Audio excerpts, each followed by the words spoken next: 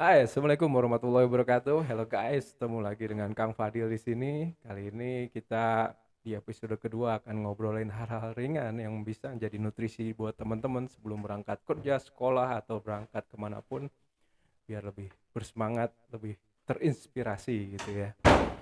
Nah, kali ini kita akan ngomongin tentang leading at higher level. Kalau teman-teman sempetin ya lewat-lewat toko buku ya, ini ada buku bagus dari Ken Blanchard tentang leading at higher level. Ini akan ngomongin tentang bagaimana membangun perusahaan berkinerja tinggi.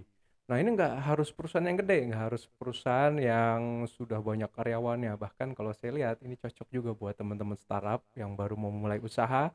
Nah, ini cocok banget buat teman-teman. Nah, kalau saya lihat ini intisarinya. Yang pertama, bagaimana kita bisa menentukan target-target yang tepat berupa visi yang jelas, yang meyakinkan buat tim itu untuk membangun usaha yang berkinerja yang tinggi. Yang kedua, bagaimana kita meningkatkan pelayanan ke pelanggan dengan sangat superb ya, luar biasa gitu ya. Ketiga ya, bagaimana kita membangun tim itu yang bisa melepaskan semua potensi mereka supaya mereka bisa bekerja dengan optimal. Dan tidak lupa kita sebagai pemimpin bisa tetap rendah hati dan bisa berfokus pada hal-hal yang baik dan luar biasa.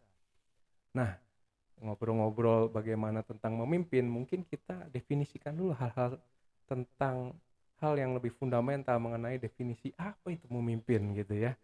Nah, salah satu yang saya kutip ya, memimpin itu adalah bagaimana kita mempengaruhi orang lain untuk menuju ke tujuan yang sama. Ya, contohnya gue nggak jauh-jauh, kebetulan gue muslim, ya gue punya uswatun hasanah, punya contoh yang baik yang bisa gue ikuti, yaitu baginda Rasulullah SAW. Nah, dulu kalau Nabi itu selalu mencontohkan pada umatnya hal-hal yang baik, sehingga kita istilahnya tinggal copy paste aja, amati, tiru, tapi jangan modifikasi ya, bid'ah tuh. Jadi tetap kita lakukan sesuai apa yang dicontohkan Rasul. Dan Rasul itu pemimpin yang buat saya luar biasa. Karena kalau beliau dulu memimpin, ya memimpin sholat, memimpin perang, beliau selalu di depan, bukan di belakang. Nah, ini perbedaan antara pemimpin sama bos ya.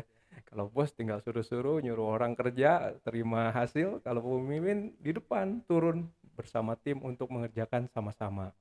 Oke, sedikit nyeleweng, kita balik lagi ke tentang leading at higher level. Nah, ini ada sebuah model yang menarik yang buat teman-teman bisa menilai apakah perusahaan atau startup teman-teman ini berkinerja tinggi, yang bisa disingkat dengan SCORS model. Nah, ini sebenarnya akronim dari masing-masing hurufnya. Yang pertama, S yang pertama adalah share info dan open communication. Artinya apa? Bagaimana kita mensirkulasikan informasi yang sangat baik, yang sangat akurat kepada teman-teman yang ada di dalam tim, yang ada di dalam perusahaan, sehingga mereka semua bisa mengambil keputusan yang tepat. Ya, hal-hal sederhana lah, saya nggak mau terlalu berat ngomongnya ya. Kalau di perusahaan kita punya media komunikasi yang baik, contohnya punya WA Group, yang dimana komunikasinya itu sangat intensif dan juga informasi yang berputar itu informasi yang benar. Nah, tentunya teman-teman bisa mengambil keputusan yang tepat. Contohnya, sekarang lagi masa resesi nih. Nah, tim keuangan cerita, wah mungkin bulan depan akan ada badai masalah ekonomi nih. Bagaimana kita bisa mengefisiensikan keuangan perusahaan. Nah, akhirnya semua orang tahu kondisi karena informasi yang beredar itu akurat, bisa dipertanggungjawabkan. Nah, terus bagaimana kita bikin mekanisme agar informasi yang beredar itu bukan hoax gitu ya, bukan fitnah, bukan gosip, sehingga semua orang bisa fokus sama pekerjaannya masing-masing dengan baik. Yang pertama, yang kedua adalah C adalah compelling vision. Bagaimana membuat perusahaan atau startup yang punya visi yang meyakinkan. Nah, teman-teman penting banget nih. Kalau menentukan visi ini harus yang tinggi, harus yang mulia, harus yang punya meaning yang dalam gitu. Jangan, wah saya pengen punya startup yang punya revenue-nya 1 triliun dalam bulan pertama atau menjadi perusahaan yang paling populer, paling viral. Itu mah meaningnya nggak terlalu baik, visinya nggak terlalu baik. Istilahnya coba bikin perusahaan yang misalnya menjadi aset negara, mulia banget, atau membuat produk-produk yang bermanfaat untuk kemaslahatan umat. Jadi visi itu harus meyakinkan, harus mulia, harus punya nilai-nilai kemanusiaan yang tinggi gitu ya. Ketiga, ada ongoing learning. Bagaimana perusahaan itu selalu belajar. Yang belajar bukan perusahaannya, tentunya timnya, orang di dalamnya. Makanya kalau perusahaan gede ya, kadang-kadang untuk meng-keep agar knowledge ada tetap di dalam perusahaan, mereka membangun learning management system. Bagaimana ilmu-ilmu yang ditemukan oleh teman-teman yang mungkin sudah senior yang bekerja di situ itu semua didokumentasikan, sehingga nanti staff-staff juniornya bisa belajar dari seniornya tanpa harus ada seniornya, ya belajar dari wikinya atau dari portal KMS-nya, knowledge management system-nya, atau melalui video-video yang sudah didokumentasikan. Nah, itu bagaimana membuat perusahaan itu selalu belajar, ada continuous learning-nya, ada continuous innovation-nya, ada continuous improvement-nya, sehingga kita bisa mengikuti selalu perkembangan zaman, tren-tren yang ada. Ngebayang ya, perusahaan brick and mortar, perusahaan-perusahaan yang masih punya kayak mall atau perusahaan-perusahaan yang punya toko, itu sekarang banyak yang tutup. Kita bisa lihat 2 tahun ke belakang saat saat pandemi datang, itu banyak yang tutup. Karena apa? Orang switch belanja mulai online, ketagihan belanja online. Akhirnya mereka cost-nya tetap tinggi, pemasukannya berkurang, akhirnya nggak bisa survive dan tidak mengadopsi digital ekonomi, akhirnya mati duluan.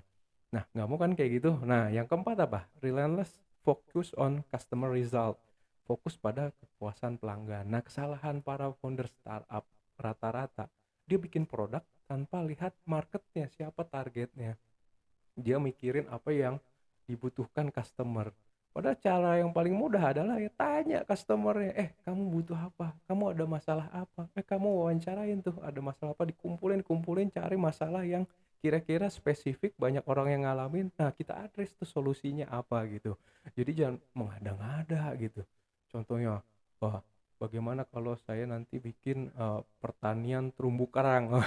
Cek dulu ada yang butuh nggak, jangan-jangan udah investasi mahal-mahal dan sebagainya, pas dijual nggak ada yang membutuhkan. Nah, itu pentingnya kita memasang kacamata customer di mata kita supaya kita tahu apa kebutuhan customer.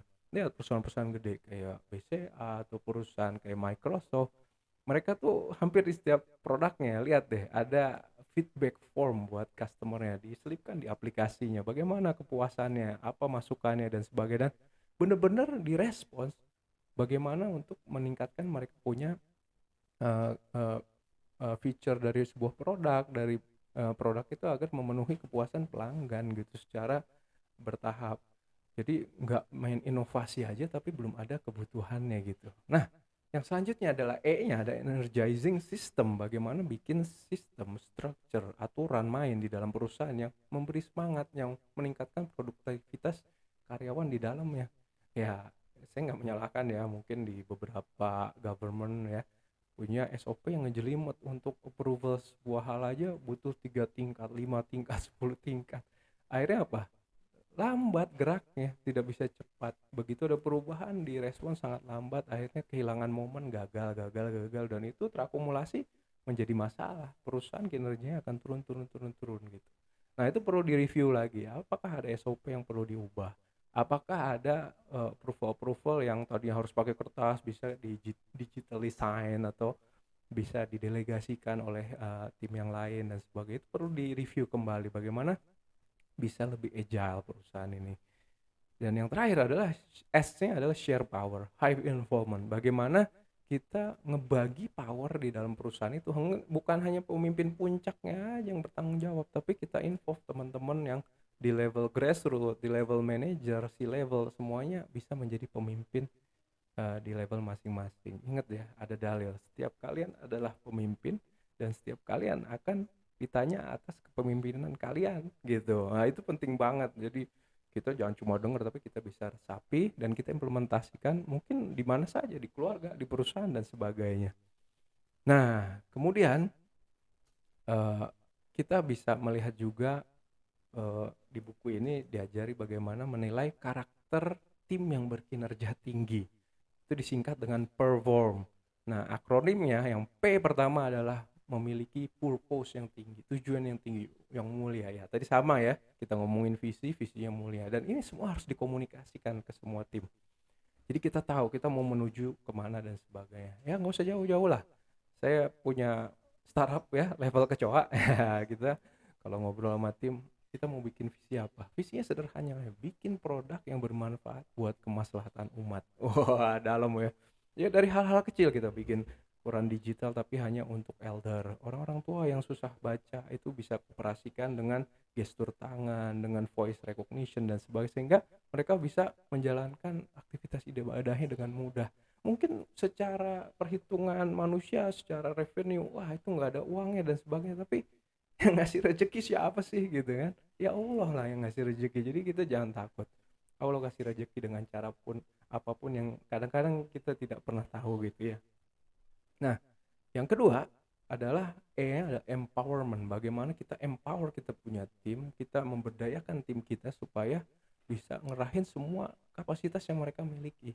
Ya mereka harus paham kelebihan kekurangan mereka dan bagaimana kita membuat continuous learning. Ya, sediain mungkin perpustakaan, hari belajar, hari ngoprek bareng, hari inovasi bareng. Nah, hari-hari seperti itu membuat kreativitas yang terpendam itu keluar dari tanah gitu. Keluar dari jiwa-jiwa yang sebenarnya kreatif, talented. Nah, saya pernah baca ya di sosial media katanya toxic culture. Jangan sampai kamu ngasih lihat kelebihan kamu, nanti kamu dimanfaatin sama perusahaan, nggak dibayar lagi. Itu bisikan-bisikan iblis.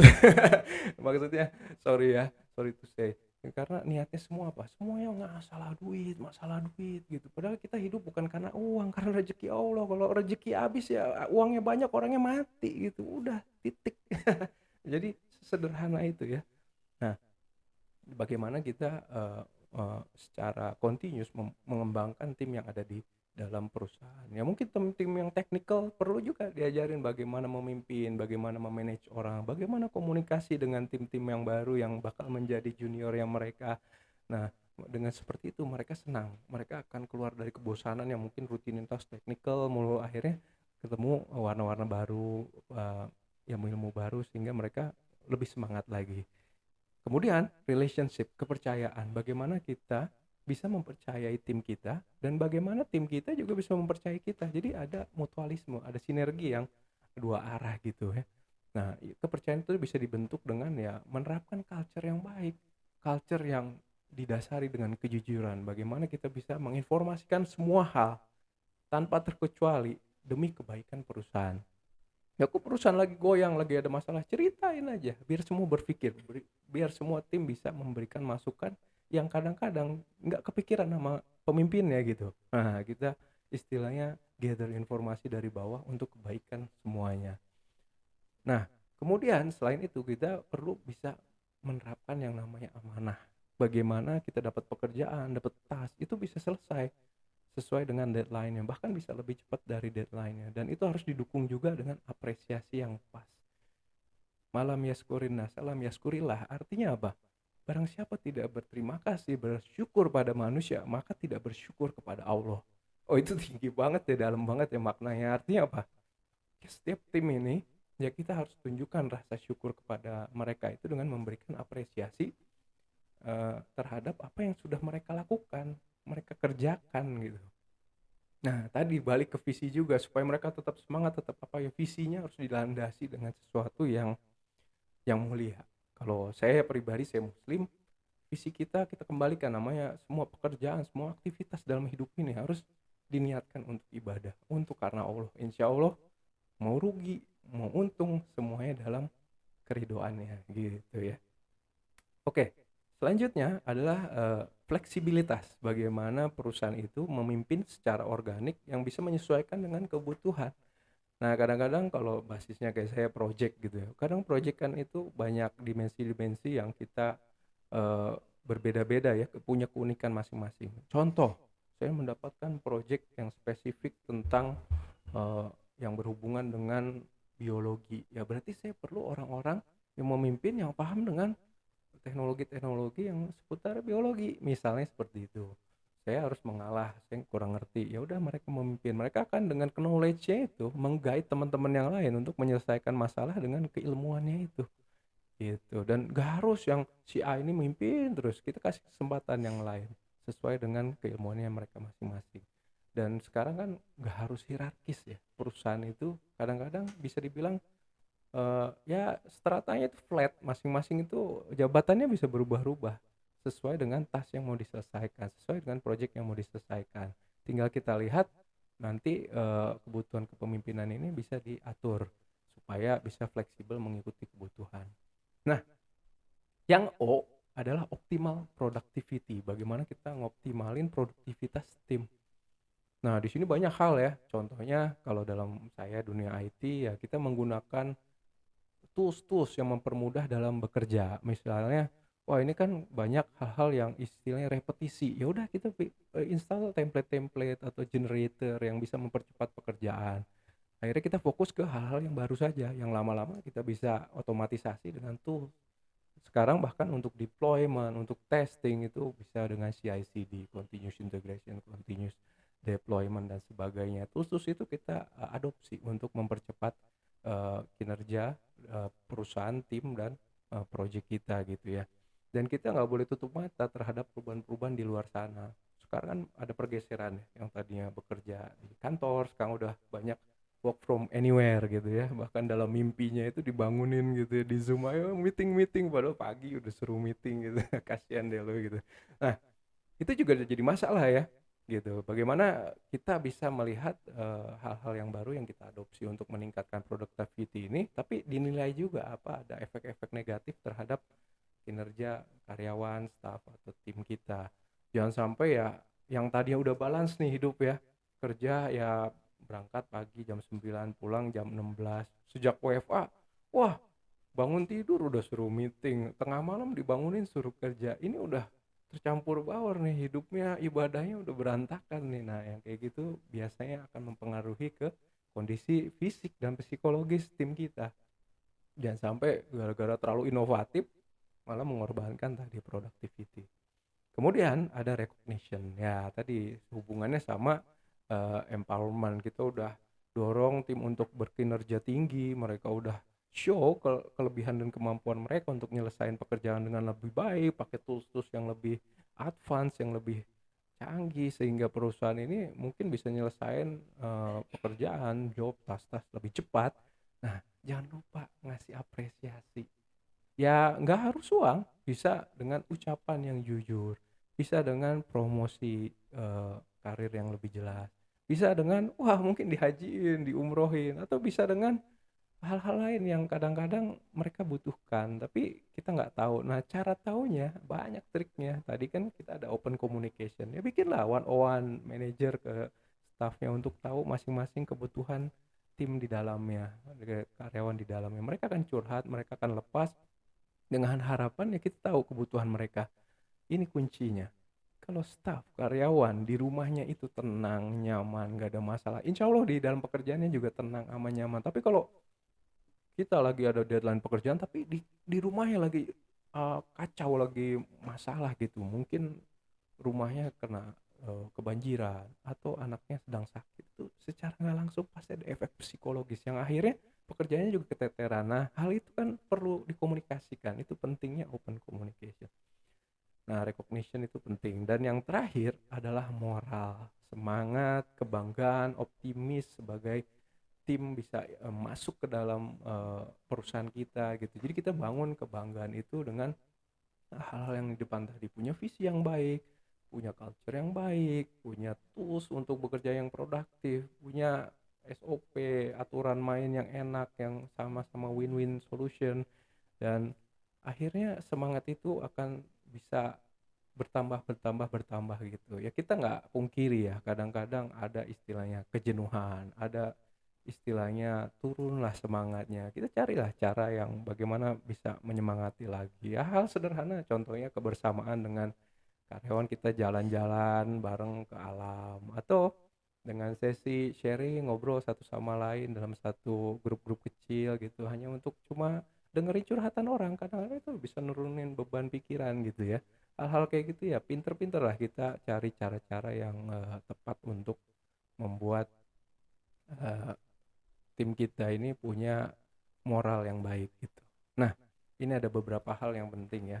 Yang pertama, ketika staff itu diperlakukan dengan buruk, otomatis dia akan memperlakukan buruk juga customer Anda. Itu garis bawahin. Jadi jangan heran ya, kadang-kadang kita ke department store atau kita ke restoran, kok cemberut mulu. Jangan-jangan gaji telat gitu ya. Atau jangan-jangan bosnya baru marah-marahin dia atau baru gimana. Jadi kadang-kadang itu secara nggak langsung nggak disadarin. Tapi itu yang banyaknya kejadian. Kemudian yang perlu dijadikan poin aja, motivator nomor satu adalah umpan balik dari hasil. Nah teman-teman harus melakukan sesuatu untuk menghasilkan sesuatu dulu, nanti hasilnya itu bisa membuat kita lebih semangat mengerjakannya lagi. Kadang-kadang kita terlalu overthinking sebelum start project udah pesimis dulu, ini susah nih, kayaknya nggak mungkin dan sebagainya. Nah selama kita bisa belajar, mencari tahu, mencari informasi, punya tim yang solid yang bisa saling gotong royong, saling menolong untuk menyelesaikan masalah, kenapa nggak go ahead, coba jalanin dulu.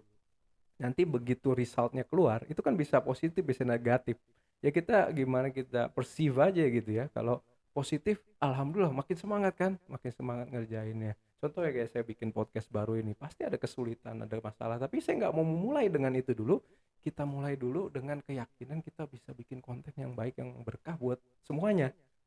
Nah begitu ada respon yang baik dari satu dua orang, alhamdulillah itu jadi semangat tersendiri buat kita untuk melangkah gitu. Kemudian jangan lupa bikin sasaran, target-target di perusahaan itu yang smart. Smart itu singkatan juga ya, akronim juga.